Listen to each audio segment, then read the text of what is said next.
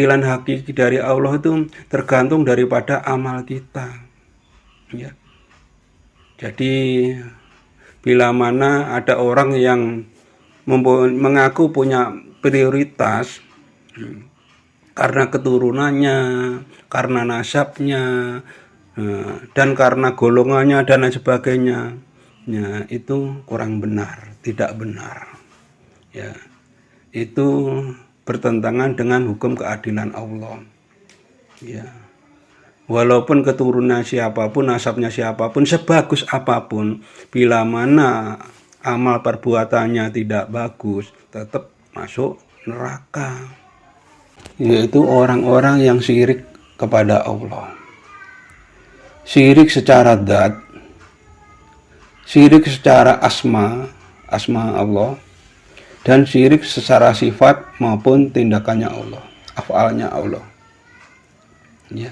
Itu yang jelas-jelas masuk neraka. Kadang wonten tiyang niku niki kan mau wonten kata-katanya tidak melihat ras, suku atau budaya. Berarti wonten niku kadang nggih palsu nggih. Saya ini mursyidnya kamu, tak jamin. Kan wonten kadang bahasane wonten tenan. Wonten jaminan. Itu sombong. Kesombongan diri. Terus bagaimana dia bisa menjamin untuk dirinya sendiri pun tidak ada jaminan, apalagi menjamin orang lain. Di sini justru disindir sama Allah. Sudahkah kamu menerima janji dari Allah? Apakah ada persetujuan dari Allah tentang itu? Kan tidak ada. Ini ada kesindiran langsung di sini. Jadi orang yang mengaku seperti itu kesombongan, termasuknya syirik. Kenapa syirik? Menempatkan pribadinya di sisi Allah, pengakuan menempatkan dirinya di sisi Allah itu adalah syirik.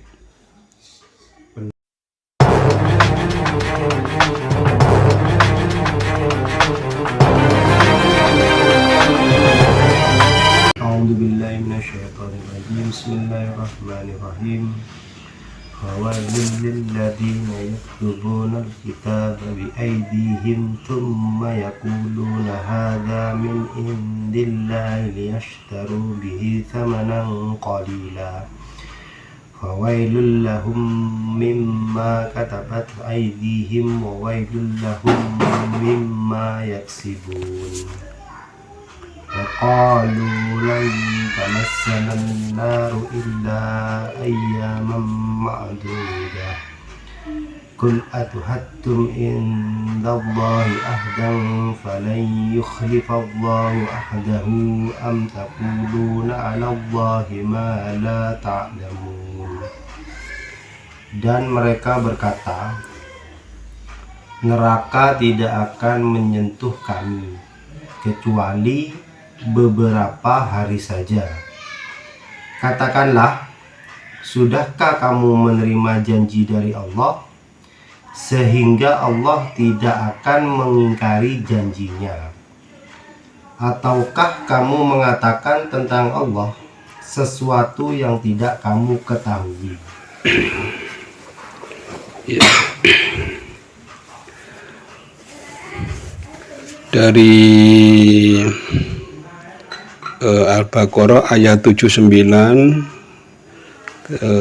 pertemuan yang lalu sudah sebutkan tentang celakalah orang-orang yang menulis kitab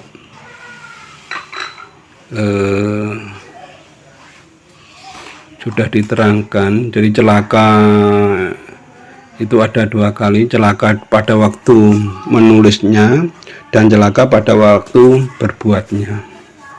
Nah, kemarin secara kejelasan sudah diterangkan tentang pada waktu menulis. Nah, itu masalah hati artinya. Jadi masalah batin. Nah, yang celaka untuk berikutnya masalah tindakan. Ya. Kalau kemarin masalah batin, sekarang masalah dohir atau tindakan. Sebenarnya tindakan ini adalah mewakili dari perbuatan batin. Ini tidak perlu saya terangkan, banyak kesamaannya. Jadi tindakan itu akan menindaklanjuti daripada perbuatan batin. Jadi sama ya, apa yang dilakukan adalah gambaran dari batinnya. Kalau menuliskan dengan batin berarti nanti tingkah lakunya juga menggambarkan apa yang dibatinkan atau yang dalam pemikirannya. Berikutnya kepada ayat nomor 80. Dan mereka berkata, neraka tidak akan menyentuh kami kecuali beberapa hari saja. Ini menunjukkan kesombongan daripada kaum Nabi Musa pada waktu itu. Jadi seolah-olah kaum ini diistimewakan oleh Allah, sehingga dia bilang neraka tidak akan menyentuh kami kecuali hanya beberapa hari saja. Jadi seolah-olah dia menyebutkan bahwa kaum ini adalah kaum yang ada nilai lebih atau yang diperhatikan. Jadi ini kemunculan dari rasa ketiga nafsu, yaitu rasa aku dan rasa sok sucinya muncul di sini. Karena merasa diri ini ada kemampuan sehingga diberi prioritas oleh Allah kaum ini. Nah, sebenarnya hukum Allah itu benar-benar keadilan yang hakiki. Allah tidak melihat daripada ras, tidak melihat daripada keturunan, warna kulit, bahasa, dan lain sebagainya. Tidak memandang itu Allah. Ya. Jadi penilaian Allah tentang orang itu nanti masuk neraka atau bukan, itu tergantung daripada amalnya. Jadi di sini tidak disebutkan tentang keturunan dan lain sebagainya. Ya. Tidak ada. Jadi di sini mengingatkan kepada kita manusia secara umum, jangan mengandalkan dari hal-hal yang bukan hakiki atau sistem-sistem atau aturan-aturan yang Allah sudah terapkan, bukan. Jadi kalau ngaku karena keturunannya mempunyai keistimewaan, ya, sehingga punya nilai lebih sehingga Allah istilah memberi prioritas, itu salah, ya. Itu bukan keadilan hakiki dari Allah. Keadilan hakiki dari Allah itu tergantung daripada amal kita, ya.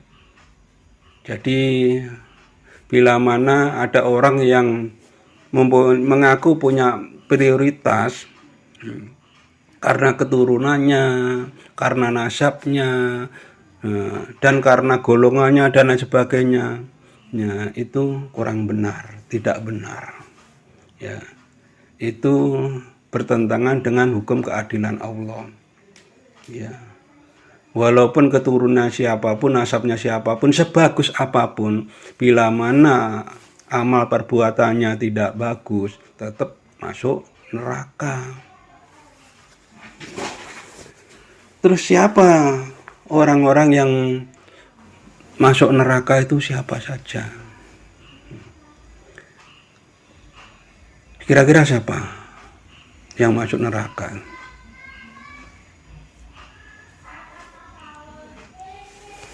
Yaitu orang-orang yang syirik kepada Allah. Syirik secara dzat, syirik secara asma Allah, dan syirik secara sifat maupun tindakannya Allah, afalnya Allah. Ya, itu yang jelas-jelas masuk neraka. Ya, orang yang syirik karena zatnya Allah, syirik karena asmanya Allah, Syirik karena sifatnya Allah dan syirik karena afalnya Allah. Ya. Itu yang masuk neraka. Jadi selama orang itu tidak syirik di situ, tidak akan masuk neraka.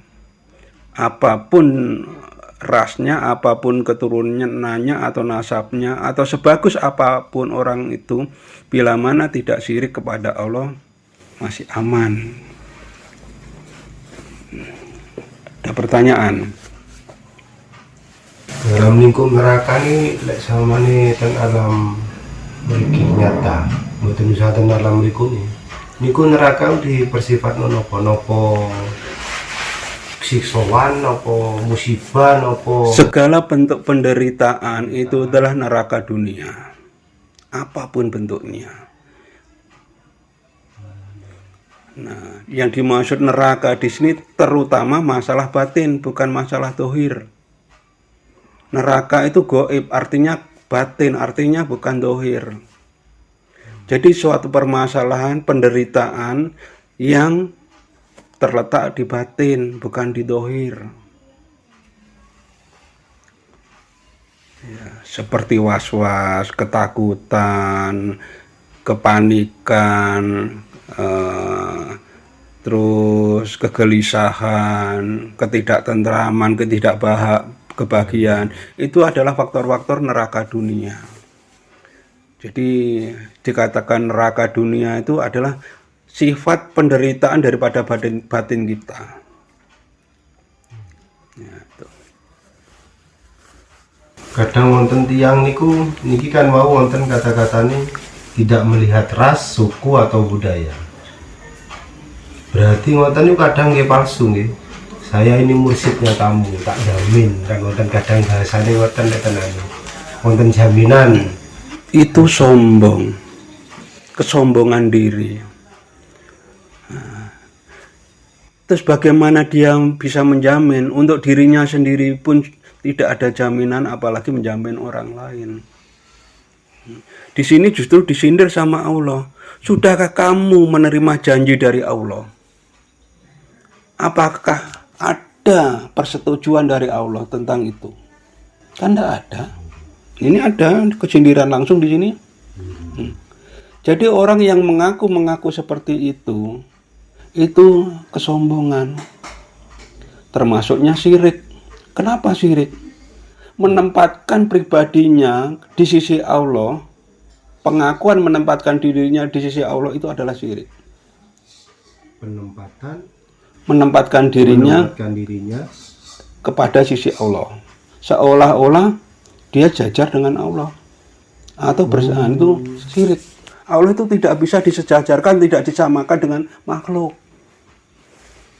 Ya. Itu termasuk syirik. Syirik dzat. Syirik dzat itu, nah biasanya yang disejajarkan dengan zatnya, ya, itu syirik dzat. Ya. Jadi ada syirik dzat, ada syirik asma, ada syirik sifat, dan ada syirik af'al. Nah, itu. Ya apa nih sifat dzat af'al ini? Nah, contohnya, jadi